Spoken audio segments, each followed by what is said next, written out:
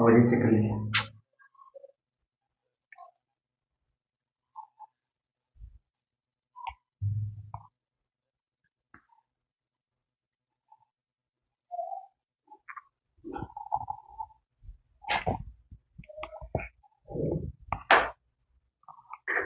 नमस्कार, मैं दीपक कुमार सोनी आप सबका दीपक जीएस एकेडमी में बहुत बहुत स्वागत करता हूं दोस्तों।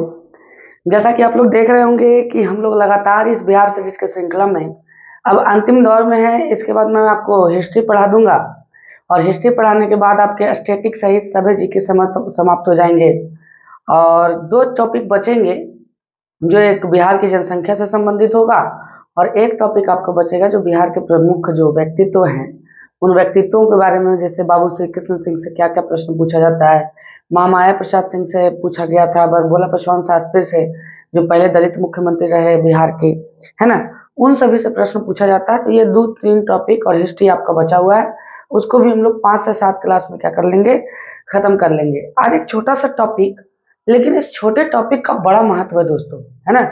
ये जो छोटा सा टॉपिक है इसका नाम है बिहार के समाज और धर्म सुधार आंदोलन।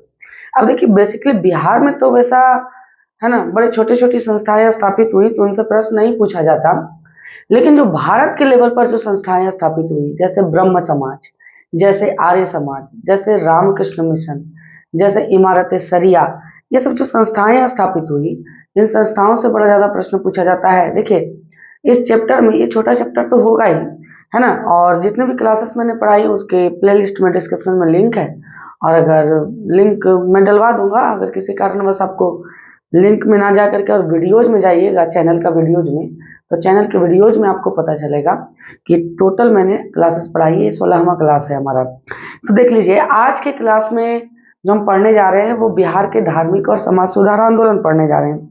और बेसिकली जो हमारा फोकस होगा दोस्तों वो 3-4 पर होगा, जहां से प्रश्न पूछे जाते हैं किस प्रकार से, कि देखिए, अगर ब्रह्म समाज की कोई पहली शाखा बिहार में स्थापित हो रही है तो कहाँ हो रही है और कब हो रही है, कौन कर रहे हैं, अगर एक संस्थापक है तो।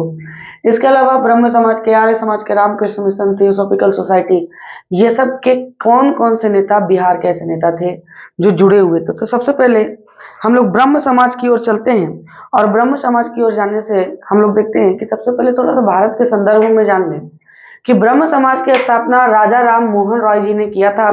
बंगाल के ये शिक्षाविद थे एक तरह से, और बहुत सारी भाषाओं का जानकार थे। पहली फारसी भाषा की जो अखबार थी, आप नोट करते जाइएगा, ब्रह्म समाज, बिहार और ब्रह्म समाज, ठीक है। पहली जो फारसी भाषा की अखबार थी मिरातुल अखबार, इन्होंने ही जारी किया।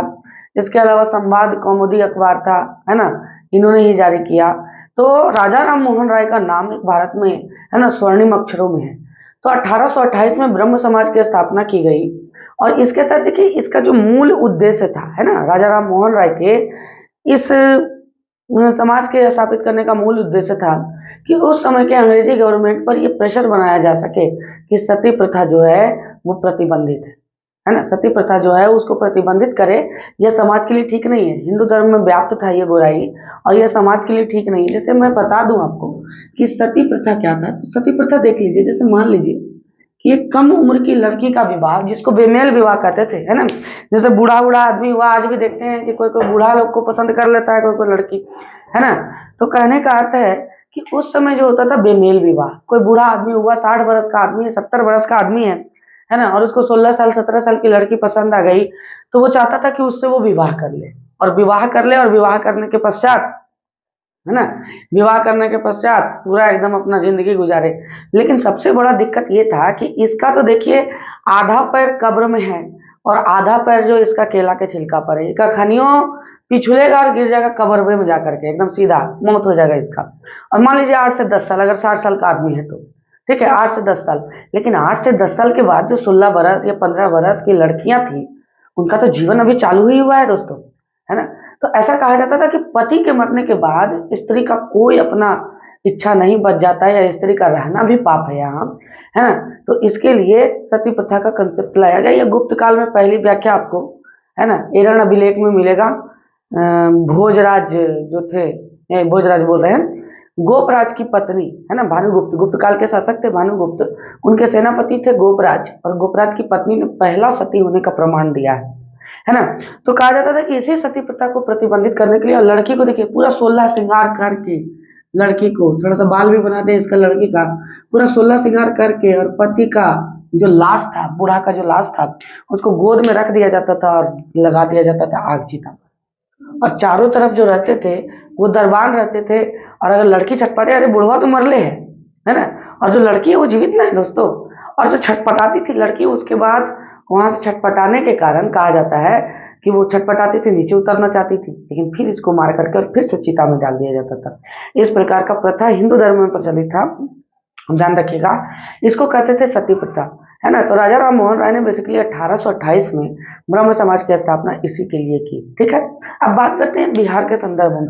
तो देखिए बिहार के संदर्भ में 1866 में सबसे पहली बार भागलपुर में ब्रह्म समाज के एक अनुयायी थे, नाम था, बिहार के बड़े नेता हुए ब्रह्म समाज के, कृष्णनंदन घोष।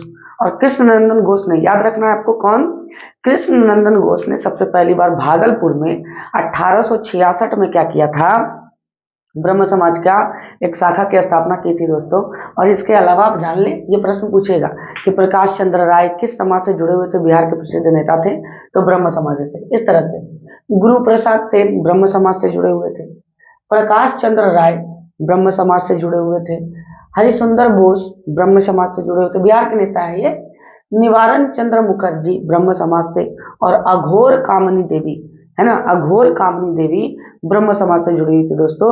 इन नेताओं से प्रश्न पूछेगा कि निम्न में से कौन सा नेता बिहार का ब्रह्म समाज का नेता नहीं था, तो आपको ये सब चीज याद रखना संपूर्ण है ये, है ना, ये सब चीज याद रखना है। उसके बाद बात करते हैं, आपका आर्य समाज आ जाता है ना। आर्य समाज की बात करें तो देखिए आर्य समाज का अगर हम बात करें तो आर्य समाज की स्थापना स्वामी दयानंद सरस्वती ने की थी, आपको अगर ध्यान हो, है ना, स्वामी दयानंद सरस्वती ने आर्य समाज की स्थापना की थी। और आर्य समाज की जो स्थापना इन्होंने की स्वामी दयानंद सरस्वती ने, इसका मूल उद्देश्य था हिंदुत्व एक तरह से, है ना। और बाकायदा अगर आपको पता हो, मैं हिस्ट्री में भी पढ़ाऊंगा, मॉडर्न हिस्ट्री में, धार्मिक और समाज सुधार आंदोलन बड़ा जटिल टॉपिक है ये, है ना। तो आपको पता हो तो इन्होंने शुद्धि आंदोलन चला दिया था, जो आज पंडित धीरेन्द्र शास्त्री कर रहे हैं ना, कि घर वापसी करो, घर वापसी करो, घर वापसी करो, वही चीज इन्होंने भी चलाया, शुद्धि आंदोलन। बोला कि जो जबरन मुसलमान बना लिए गए, या जबरन जो ईसाई बना लिए गए, या जबरन, है ना, जिन्होंने लालच वसा करके ईसाई मुसलमान बन गए और उनको अब मन कर रहा है कि सनातन धर्म में आ जाए, उनके लिए हम भी शुद्धि आंदोलन चलाएंगे, उनको शुद्ध कर देंगे और फिर ला देंगे किसमें, हिंदू धर्म में ला देंगे। ऐसा स्वामी दयानंद सरस्वती ने शुद्धि आंदोलन चलाया था, ठीक है। अब बात करें इसकी स्थापना की बिहार में, तो 1885 में इसकी स्थापना दोस्तों आर्य समाज की पहली शाखा पटना के दानापुर में स्थापित की गई। कहाँ स्थापित की गई, पटना के दानापुर में स्थापित की गई। और जो पटना के दानापुर में ये पहली शाखा स्थापित की गई, ये आर्य समाज का पहला शाखा था, किसी एक व्यक्ति का नाम नहीं मिलता है। इन लोगों ने मिल करके, बिहार के जो प्रमुख नेता थे आर्य समाज के, उन लोगों ने मिल करके इसकी स्थापना की थी, जिनमें थे बालकृष्ण सहाय, पंडित अयोध्या प्रसाद, डॉक्टर केशव देव शास्त्री, भवानी दयाल सन्यासी। ये कुछ 4-5 व्यक्ति थे जो बहुत ज्यादा पीक पर रहे बिहार में आर्य समाज को लेकर के। उसके बाद बात करें, है ना, कि रामकृष्ण मिशन को लेकर के दोस्तों, देखिए रामकृष्ण मिशन जो था वो स्थापित किया था स्वामी दयानंद सरस्वती ने, बेलूर मठ के नाम से जाना जाता था पहले, कलकत्ता में इन्होंने स्थापित किया था। और दयानंद सरस्वती बोले, सॉरी, स्वामी विवेकानंद ने स्थापित किया था, क्योंकि सर रामकृष्ण परमहंस के शिष्य थे स्वामी विवेकानंद, और उन्होंने स्थापित किया अपने गुरु के नाम पर। और ये 3 बार बिहार आए, 1886 में, 1800, है ना, ये 3 बार बिहार आए स्वामी विवेकानंद, 1886 में, 1800 आपका इसमें 68 में, और 1890 में 3 बार बिहार आए विवेकानंद। और विवेकानंद ने बिहार में आ करके और रामकृष्ण मिशन की, या तो फिर हिंदुत्व को लेकर के, है ना, अध्यात्म और बौद्धिकता को लेकर के चर्चा किया। इसी के तहत उनके कई अनुयायी बन गए। और 1920 में, उस समय चूंकि झारखंड भी बिहार में मिला हुआ था, तो 1920 में इसकी पहली शाखा जो थी वो जमशेदपुर में स्थापित की गई दोस्तों, याद रखिएगा। कब, 1920 में रामकृष्ण मिशन की जमशेदपुर में स्थापित की गई। लेकिन अगर प्रॉपर पूछा जाए तो 1922 में फिर पटना में स्थापित हुआ ये रामकृष्ण मिशन का पहला शाखा।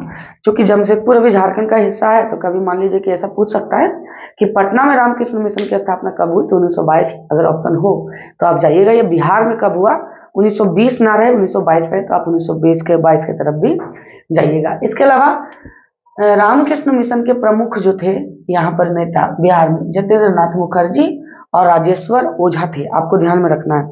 उसके बाद बात करें थियोसोफिकल सोसाइटी की, तो देखिए थियोसोफिकल सोसाइटी जो था वो हर धर्म में बुराइयों को खोजता था। इसके जो संस्थापक थे आपको बताते हैं ऑल ओवर, है ना। कर्नल ऑलकाउट, अमेरिकी कर्नल थे ये, ऑलकाउट, ऑलकाउट। और दूसरे संस्थापक थे इसके मैडम ब्लास्वकी, ये रूसी थी, मैडम ब्लास्वकी, ब्लास्वकी ये रूसी महिला थी। कर्नल ऑलकॉट और मैडम ब्लास्वकी ने मिलकर के इसकी स्थापना की थी। दोस्तों ध्यान में रखिएगा आप इस बात को, ये स्थापना आपका हुआ है, ध्यान में रखना है। और इसका जो प्रमुख मुख्यालय है, ध्यान में रखना है कि प्रमुख मुख्यालय इसका मद्रास के अडयार में है, चेन्नई का एक जगह है नाम है अडयार। लेकिन 1894 में कर्नल ऑलकॉट ने क्या किया था कि बिहार का दौरा किया और उन्होंने अपने मोटिव को बताया कि देखिए थियोसोफिकल सोसाइटी की स्थापना करने का श्रेय क्या है, और उन्होंने थियोसोफिकल सोसाइटी का मोटिव बताया। जिसके बाद थियोसोफिकल सोसाइटी के साथ बिहार के प्रमुख नेता जुड़े, मधुसूदन प्रसाद, सरफराज हुसैन खान और पुनेंदु नारायण सिंह। इनका नाम कई बार पूछा जा चुका है कि पुनेंदु नारायण सिंह का संबंध किस समाज सुधार संगठन से था, तो थियोसोफिकल सोसाइटी से था। आप ध्यान में रखिएगा। देखिए रामकृष्ण मिशन, आपको लगेगा पुनेंदु नारायण सिंह रामकृष्ण मिशन या आर्य समाज से जुड़े होंगे, ब्रह्म समाज से, लेकिन ऐसा नहीं है, ये थियोसोफिकल सोसाइटी से जुड़े हुए हैं। आपको ध्यान में रखना है इस बात को, ठीक है। उसके बाद बात करें इमारत सरिया। इमारत सरिया की जो स्थापना की गई थी, है ना, वो 1921 में की गई थी दोस्तों, मोहम्मद सजाद के द्वारा। इमारत सरिया की स्थापना 1921 में मोहम्मद सजाद के द्वारा की गई थी। इसकी स्थापना मोहम्मद सजाद के द्वारा इसकी स्थापना की गई थी। और मोहम्मद सजाद ने स्थापना तो इसकी कर दी, ध्यान में रखिएगा, है ना। लेकिन आपसे ये प्रश्न पूछेगा कि इमारत सरिया का मुख्यालय आज भी कहाँ है। ये बिहार ओरिएंटेड धार्मिक सुधार आंदोलन था, संगठन था बेसिकली, और इसका जो मुख्यालय है अभी पटना के फुलवारी शरीफ में है ना। फुलवारी शरीफ में बेसिकली स्थापित ही हुआ था, तो पटना के फुलवारी शरीफ में इसकी स्थापना की गई थी, ठीक है दोस्तों। तो देखिए आशा करते हैं कि आपको ये सारी चीजें आपको समझ में आई होंगी और आपको अच्छा लग रहा होगा, ये सारी चीजें आपको बेहतरीन लग रहा होगा, ठीक है। तो कहने का अर्थ है कि आपको अगर अच्छा लगे तो अपने भाई का प्रोत्साहन बढ़ाने के लिए लाइक, सब्सक्राइब और शेयर करें, ताकि आपके भाई का चैनल हर जरूरतमंद तक पहुंचे। बहुत बहुत धन्यवाद दोस्तों, दुआ में बहुत ज़्यादा याद रखिएगा। शुभ रात्रि।